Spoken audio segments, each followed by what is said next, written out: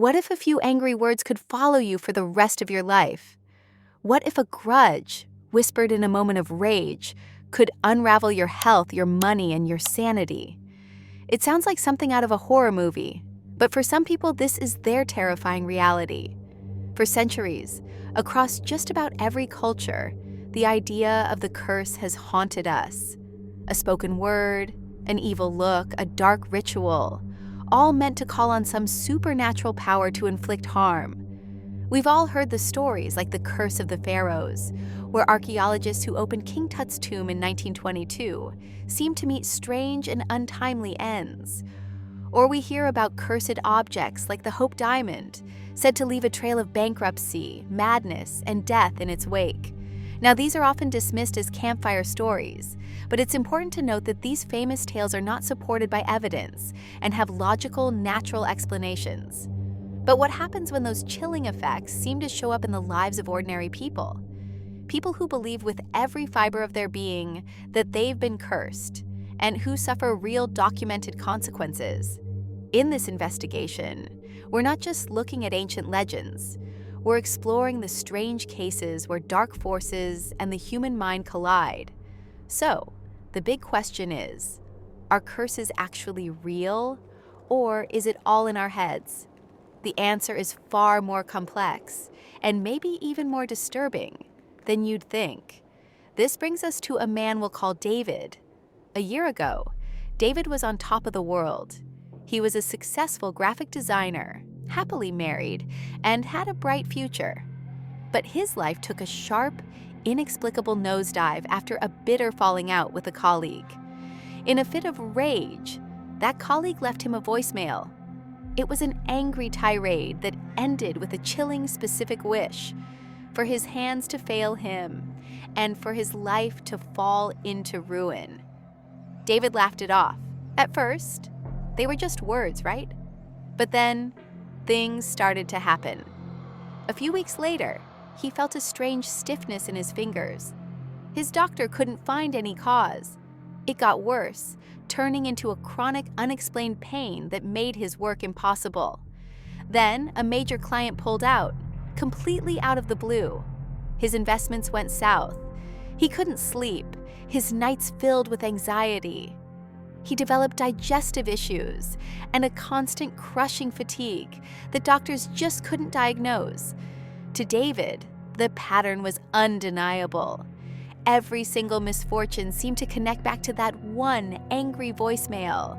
He was convinced he was cursed. He lost his job, his savings dried up, and the strain on his marriage became immense. He was a shadow of his former self trapped in a nightmare he couldn't wake up from. He felt totally helpless, believing his fate was sealed by some outside evil force. His story isn't unique. Studies have shown that patients who believe they are cursed often report more severe symptoms and have poorer health outcomes than those who don't. To understand what might be happening to David, we have to look at the history of curses themselves. They've been a part of human belief for thousands of years. In ancient Greece and Rome, people would literally write down curses on lead tablets, calling on gods to harm their enemies. The belief in the evil eye, that a single envious stare can bring bad luck, is still common across the Mediterranean and the Middle East. These beliefs weren't just random superstitions. They were a form of social control. The fear of a supernatural punishment could keep people in line. In some communities, curses were, and still are, a way to settle conflicts or deliver justice outside of the law. This deep cultural history is what gives the idea of a curse its power. When someone utters a curse, they're tapping into a very old and very deep well of human fear. In many cultures, these beliefs are so deeply ingrained, they're seen as a basic truth of how the world works. We visited David's former office. It was empty, cold, and felt like a monument to a life put on pause. We brought along some standard paranormal investigation tools, an EMF meter, which detects changes in electromagnetic fields, and a spirit box, a device that scans radio frequencies that some believe spirits can use to communicate. It's important to remember there is no scientific basis for these tools, detecting anything paranormal. But they are a staple of ghost hunting culture. The building was dead silent, thick with dust. For a long time, nothing happened. The EMF meter stayed quiet. The spirit box just hissed with static. But then, as we stood in the exact spot where David's desk used to be, the EMF meter flickered. It jumped from a baseline of 0.1 milligauss to 2.5, then 3.0. It held there for almost a minute before falling silent again. There were no obvious power sources nearby that could explain the spike. Later, as we were packing up, we tried one last time with the spirit box. Out of the static, a clipped faint voice seemed to form a single word. It sounded like break, a random piece of a radio broadcast, or something more. We can't say for sure, but in that cold, empty room, the moment felt heavy. It was a chilling echo of the ruin that had shattered David's career. And it's moments like these, however unclear, that feed the feeling that an unseen force is at play. The real climax of this story wasn't a ghostly voice or a flickering meter. It happened during a conversation with David, when we asked him to pinpoint the exact moment he truly believed he was cursed. He described a day, months after it all started, when he dropped a coffee cup. It was a simple, clumsy accident. But in his mind, it wasn't an accident. It was proof. It was one more sign that everything was destined to go wrong. He broke down as he told us, describing a feeling of complete and utter despair. He explained that in that moment he just gave up. He stopped fighting. He stopped looking for new clients. He started expecting things to fail. The curse, whether it was real or not, had won the psychological war. He had accepted his fate, and by doing that, he started to help it come true. So, what is really going on here? Is David the victim of a supernatural attack? Or is his suffering self-inflicted? Science offers a compelling and, frankly, an equally terrifying explanation. First off, there is no scientific or observable proof that curses, as a supernatural force, are real. However, the belief in a curse can cause genuine, measurable harm. This is known as the nocebo effect. Think of it as the placebo effect's evil twin. While a placebo can make you feel better just because you believe it will, a nocebo does the opposite.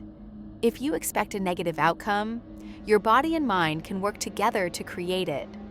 David's symptoms, the chronic pain, fatigue, and anxiety, are classic examples of how severe mental stress can create real physical illness. This gets worse because of our own brain's biases. One is confirmation bias, where you subconsciously look for proof to support what you already believe. Once David decided he was cursed, he started seeing every negative event, a dropped cup, a missed email, as more evidence while ignoring anything positive. It creates a feedback loop that makes the belief stronger. This can lead to a self-fulfilling prophecy. By expecting bad things to happen, a person can unconsciously make choices that lead to exactly those bad things, making them feel even more helpless. The physical toll is also very real. The constant fear of being cursed triggers the body's fight or flight response, flooding it with stress hormones like cortisol. Over time, chronic stress can weaken the immune system, damage the heart, and wreck your mental health, making the belief in a curse a direct cause of physical suffering. The pain is real. The loss is real. The suffering is absolutely real, even if the cause isn't black magic, but the powerful and complex wiring of our own minds. So, are curses actually real? From a purely scientific view, there's no evidence that an outside supernatural force can hurt you. But here's the twist. If a person believes they are cursed, that belief alone is powerful enough to trigger psychological and physical changes that cause real-world suffering. The curse becomes real because the mind and body make it real. The line between dark forces and the dark corners of our own psyche gets incredibly blurry. And for the person suffering, the source of the curse almost doesn't matter. The terror, the pain, and the despair feel exactly the same. It leaves us with a deeply unsettling question. If you believe in a curse, and your life falls apart as a result, does that make it real? What do you think? Are curses a supernatural phenomenon or the ultimate terrifying example of mind over matter? Have you ever had an experience you couldn't explain? Let us know your theories in the comments. And if you want to join us for more investigations into the unknown, make sure to subscribe and hit that notification bell.